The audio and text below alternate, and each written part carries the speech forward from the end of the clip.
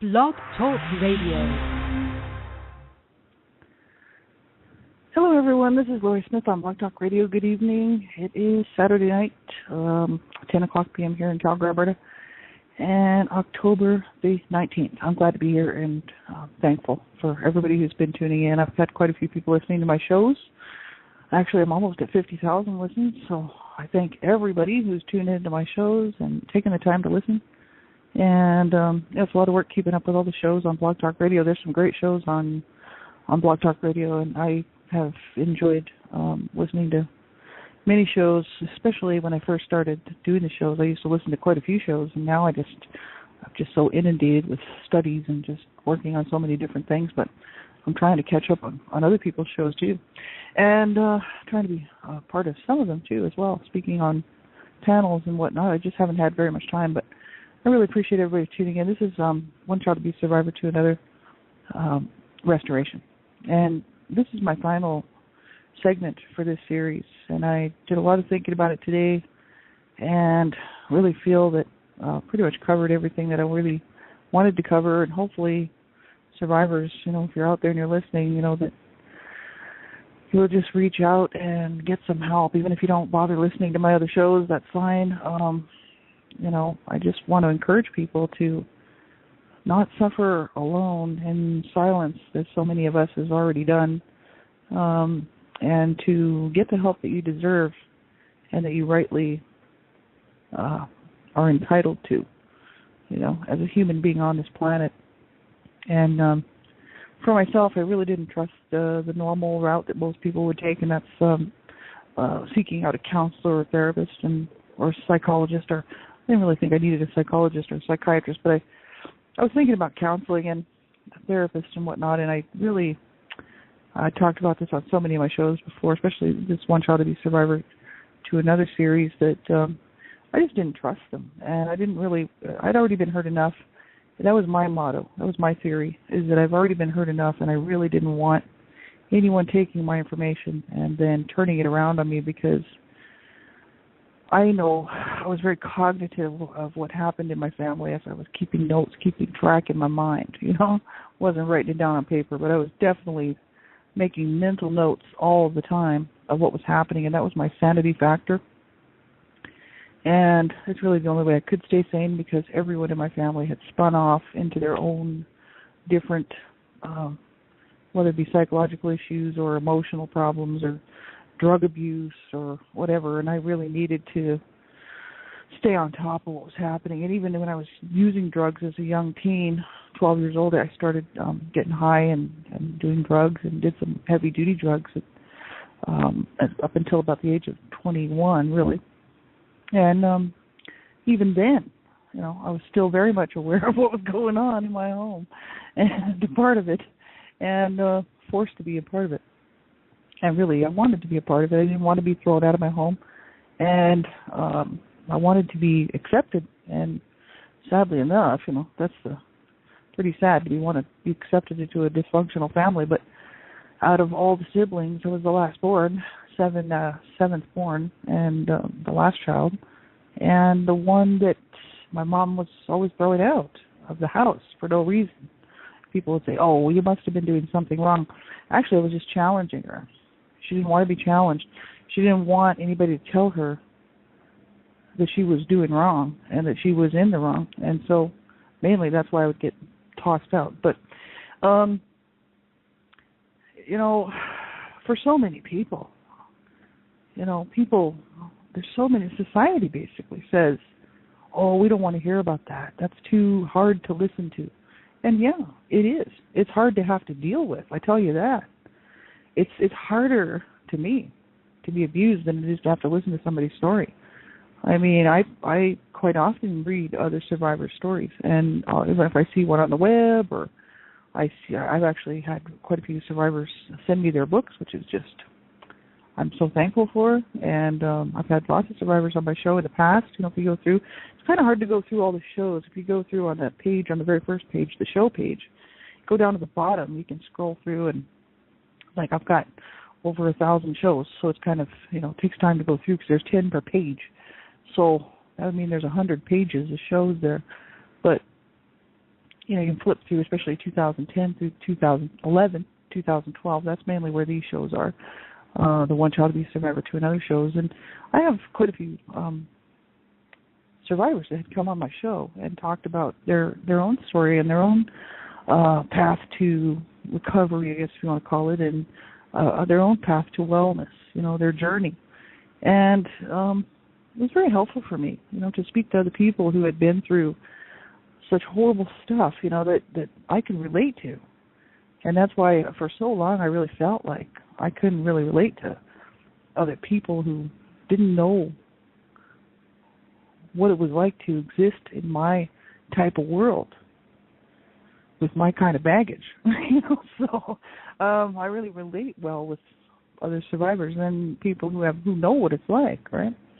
And so that's why I wanted to do this show, was mainly because I wanted to, first of all, to bring up and talk about the issues of child abuse and what it does to people, and show what it does to children, and then what it does to later on as adult survivors, what we have to go through. And I'm just one story. I'm just one person. And I thought, well, there you go. I'll just throw my story out there, and it can just be a part of the culmination of information that's out there. So I've had a lot of people listen to my shows, a lot of some, not a lot, but I'd say some I know of, some therapists and psychotherapists and stuff that were listening for a while, and I think that's really cool. And it gives them an idea of what's going on in my head and what's going on in my world. And at any given time during my shows when I was bringing up certain things and talking about certain things. And this was a great format for me to do that, and I hope that my shows will help other people just to realize that, there is help out there. There is hope. And I thought, if I ever get to the point where I know I just can't, this was my thought, even 2 years ago or 3 years ago, especially dealing with some of the really hard stuff, And I thought, if I have to, I'll seek a counselor. I deserve help, and I deserve to get the help that I need. But it never came to that. I really was able to work through my stuff. And today I was just sitting here and I thought, I'm really, I used to even question this. Is a person ever really 100% made well from something like this, And can a person truly call themselves, quote unquote, healed, right? After surviving so much tragedy. And the memories are there. They're never going to go away. And I still have certain dates on the calendar that bring me a little sadness and a little grief, but not like they used to. And I believe that it's been a culmination of quite a few things, but mainly starting since I decided to reach out. And that's why I really maintain that it's really important. When I was just stuffing all of this stuff and not telling, not talking about it, not able to get it out, and to have others acknowledge, the pain, and to be able to talk with other survivors. And when I was just doing it on my own, I wasn't able to cope. And as soon as I started reaching out, it didn't happen overnight, but over a period of time, I made huge progress, really. And just sitting here tonight, I'm just like, wow, is a person ever really completely healed? I don't know. All I know is that I don't have the same anger.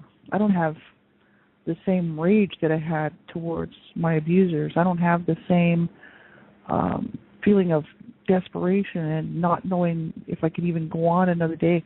That's gone. And it doesn't mean that I forget, It doesn't mean I just put it behind me and say, oh, it didn't happen, in denial or some type of thing like that. It doesn't mean that I think it's okay what happened to me, not at all. And I never will, and that's why I guess in the tone of my voice people can probably pick up my disdain for child abuse and for any abuse really towards anybody. I'm very much a human rights promoter of human rights, and I just think that people deserve to be treated with dignity and respect and compassion, and the same dignity and respect that I would like to get, I need to treat others that way too.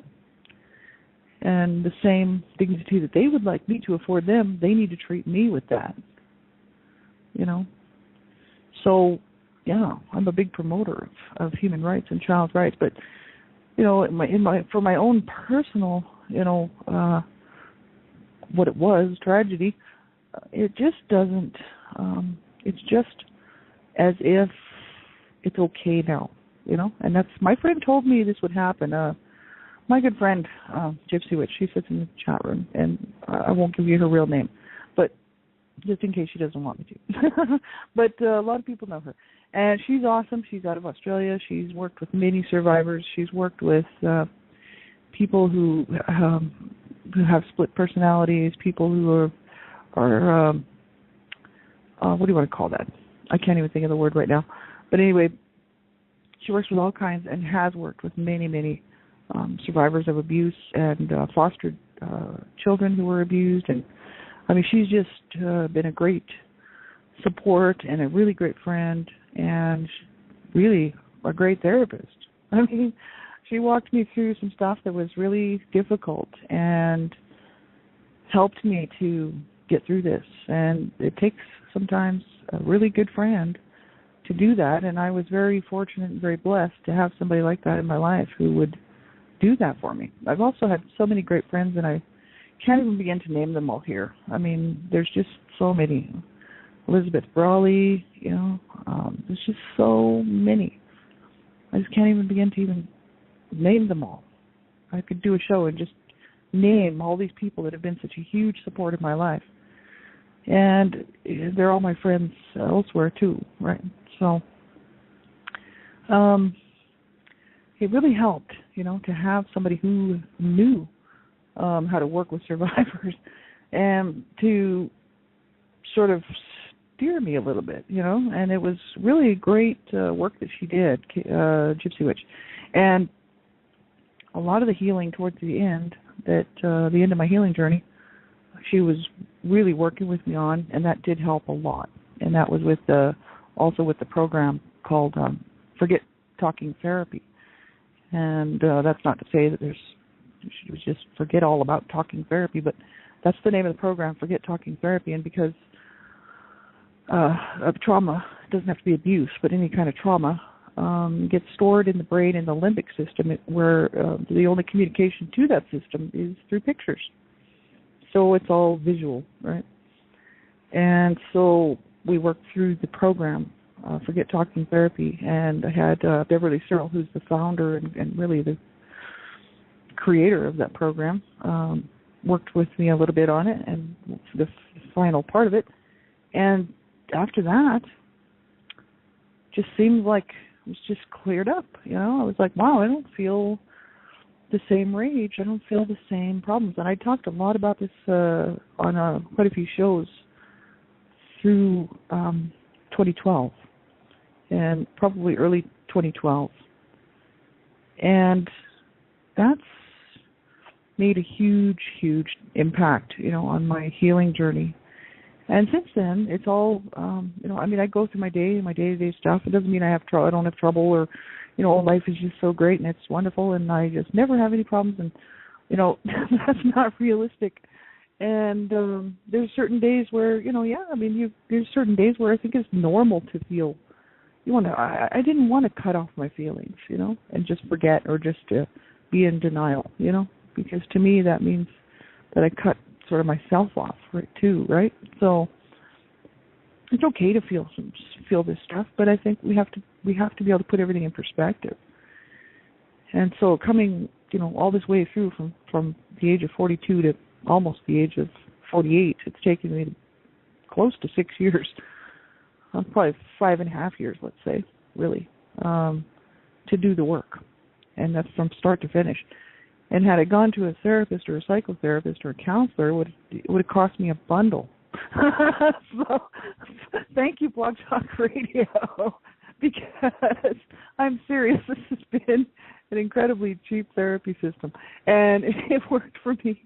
And I just, for me, I think what it was is I needed validation. Being born the last child, having validation as a young teen and a young person because my siblings and myself would sit around and talk about some of the crazy, insane stuff that was either happening in the home or had happened. And then going through my adult life pretty much on my own, away from my siblings. Most of my siblings are dead. Some passed away. One of my sisters died of cancer. One of my brothers was murdered at the age of 19 when I was really young. And two of my brothers killed themselves and left just a couple of us siblings left. And the two siblings that I have now, God love them, I do, are in, I don't know, they don't want to face it. So they don't like what I'm doing, and so therefore they think that I'm just like, I don't know, the scourge of the earth or something. But the thing is I really don't care because I needed to do this for my own healing. I needed to do this for my own self, and I needed to get this stuff out because what happened was not right. And it doesn't matter how much I love my parents. It doesn't matter how much I love my siblings. What happened in our home was wrong, and it never should have happened. And I needed validation. I needed to have the world tell me, yeah, you're right. That never should have happened. That was wrong. Because my own siblings won't do that, because that means then they have to face it. They don't want to face it. Not that they're so much in denial. They'll still admit to whatever they want to admit to, but they just don't want to. They don't like the fact that I've spoken out publicly, written books and stuff. And I don't care, because what happened in our home, see, this is where the whole basic line is drawn for me when it comes to truth and hiding or obscuring or shoving the truth under the carpet. You know, this is where the rubber meets the road. You know, sure, lots of people would like me to be silent. Lots of people would like me to shut up and go away. And nobody wants to hear about abuse, right? And nobody wants to hear about their own abuse, and nobody wants to hear about the whole subject of abuse. It's a very tricky situation, and it's a very sad subject. Nobody wants to talk about it, but the reality is, kids are dying. Little babies are dying. Kids are dying. Adults are dying from abuse. This is absolutely incredibly wrong. So see, that's where I decided that I didn't care who didn't like it in my family, who had what to say, who was left. And my relationship with them was so not there that it didn't matter to me anyway. It wasn't like they were they were some great resource for me. You know, they were never a great resource for me. You know, none of us were a great resource for any of us, because we grew up in this dysfunctional hellhole of a disgusting family. And, you know, this is what so many people face, right?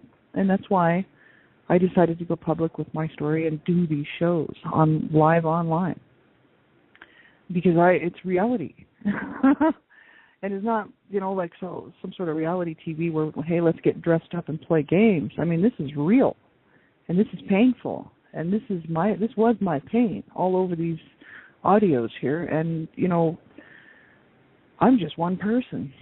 You know, it's my hope in the future I want to do so many things, you know, and I don't have time to do them all, I'm sure. I only have as much time as God allows, and so many resources, right? So, I mean, I don't even have a job right now. So there you go. But it's all good. I want to get involved. I really want to help people out, because I know I know what it's like to be there at the edge of the road, wanting to end it all. I mean, I spent my whole life until the age of 42 wanting to get out, you know. And I know what it's like to be there, and I also know what it's like to be on this side, wanting to stay in. So, you know, I went from wanting to get out, from wanting to stay in.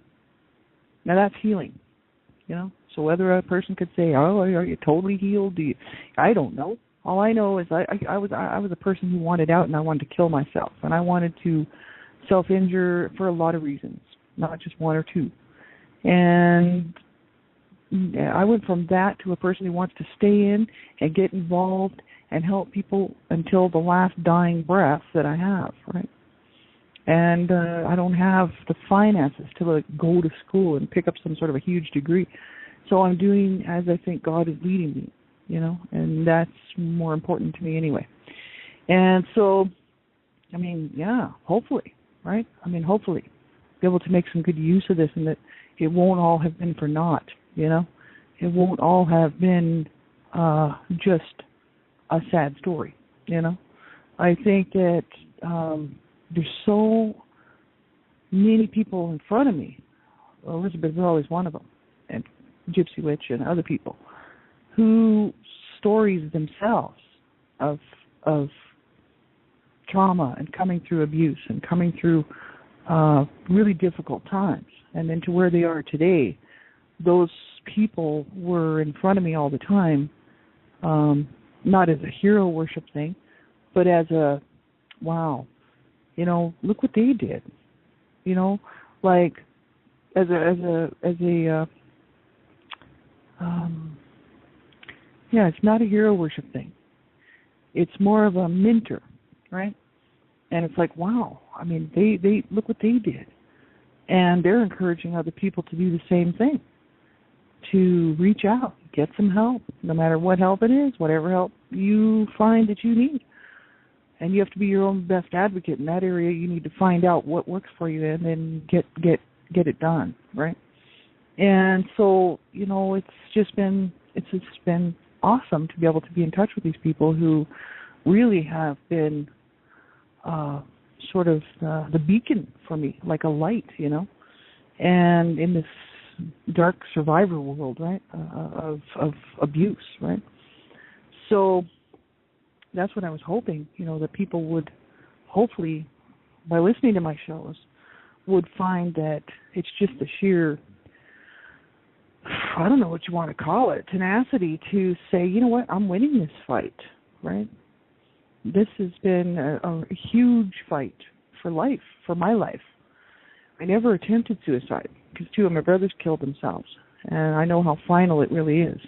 And so I didn't attempt it, but I was always thinking about it, and that's sad, you know? Like, my parents were suicidal. My mom was not necessarily suicidal, but she was always talking about suicide. She was always constantly thinking about it, talking about it, saying that she should, saying that she wished she would have. You know, my dad was suicidal for real, and so the two of them together, it was just a suicidal nightmare at my house. You know, and then years later, two of my brothers killed themselves, and I wasn't really surprised because I wanted to do too. And I was like, wow, you know, like what did you people do? You know, and I had already told my parents off, you know, and I got older, I told them exactly what they needed to hear, and that was that they really were responsible for the destruction of our family. And they didn't really like to hear that, but I didn't care. I was like, no, you need to hear it from somebody. If none of the other kids are going to say it, well, most of them are dead now, so how about I'll be their voice, and I'll speak out, and I'll tell you exactly what I think. And I was cool about it, but I told them off, and I don't regret that one bit. You know, they needed to hear that they were guilty of a whole lot of pain and destruction. And people say, well, no, I've heard it all. Let me tell you, in this amount of years, I've heard it all. I've heard people say stuff like, oh, it was your brother's choice to do that. They could have got help. It's like, okay, yeah, we'll have somebody screw with your head for about 20 years, 18 years, somewhere in there, as soon as they leave the house and get out of Dodge. And then we'll see how you behave. It's just like when they lock little kids in the closet and leave them there for 5 years or 10 years, and they never talk to them. What kind of behavior do you think that kid's going to have when he comes out of the closet? It's psychological abuse is what it is. And you know, they're gone. They gave up. They my two brothers didn't want to allow my parents to lose this battle. They let my parents win, and that's where I got very uptight. When I was 42 years old, I was sitting on the couch, and I was like I said on many shows here talking about it. I was ready to give up. Like I couldn't even think about going another day. I was just in so much pain inside, you know. And I thought about it, and I thought about it, and I thought, man, you know what? No way am I doing that. I started to think about it very, I don't know, kind of scientifically. I was like, let's just pick this apart here. And assessed the situation. I turned it around, and I thought, what is going on? I'm not letting my abusers win this battle. No way. And I've always been a fighter. I've been a fighter since I was a little kid, and I've been a fighter always through. God gave me that gift, and I don't, as long as I'm using it for good, then it's all right. But I'm a fighter, and I tell you, man, I started to fight. I was like, boy, I'm staying here, and I'm going to get help, and I'm going to reach out, and that's my fight. I'm winning. And so I won. And I won this battle. My parents couldn't kill me. And boy, I tell you what, that's a really good feeling. It really is. Because there's so many little kids right now who would love to be able to say that, but they're dead, right? And there's so many teenagers that would love to say that, but they're dead. So they can't say that. Why? Because their abusers killed them. Or some crazy person killed them. Oh, I tell you. Or they killed them psychologically, emotionally, and in every other way, and then they went out and killed themselves. Drug use or drug abuse or whatever kind of activity that killed them, right? I know. I've been there. I did it all. And, I sit here now and I'm like, I wish I would have figured that out a long time ago. I mean, I wish I would have figured that out in my 20s. I could have had, and people say, well, it's all hindsight. That's true. And would I change it? No, because the husband that I'm with right now, he's the only man that has truly been my other half. He's like, he's it. And I wouldn't trade that for nothing. He's terminally ill, he's dying, and he's sick, and he's not well. And every day is a blessing. Every day. Now, he suffers, and every day is still a blessing. And I feel bad for him because he is suffering. But he has more good days than bad days than I have right now, so he's okay. But he is just, holding in there, and I'm telling you, it's a blessing. I wouldn't trade this, no. So, I could look back and say, wow, I wish I would have figured this out a long time ago, because I don't know, I might not have done the same thing. I might not have come to Canada, and then I wouldn't have met him, see? So that's what I'm saying. So, we just have to go with what we've been given, and we have to think about these things very clearly. And, if you're struggling and you're having a hard time, reach out, There's so many good people out there. You might run into somebody who isn't. So therefore, then you just move on to somebody else who is. If you're looking for a counselor, a therapist, or a crisis line, or some help from someone, you might run into somebody who just isn't it. They're just not it for you. That's okay. Move on until you find somebody who's going to listen to you, take you seriously, and look out for your best interests just as much as you are. Right? Because there are good people out there, but you got to keep looking, And it doesn't help to not look.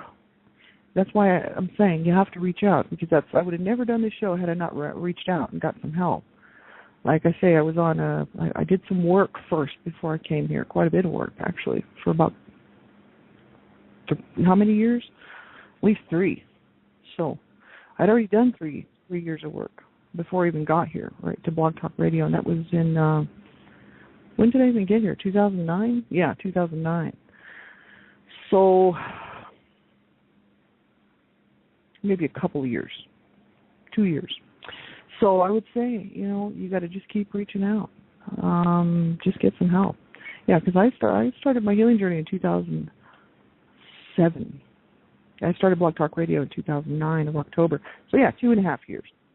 So I would say, reach out, get some help. Do not ever, ever, ever give up. That's my big main message is don't give up.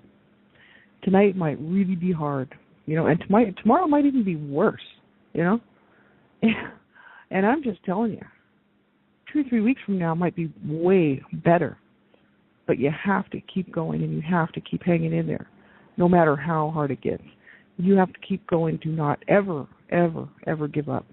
It is not worth it. Keep going, keep fighting, keep working towards your victory, and then you can say, you know what, I won. I won this fight. This is my win.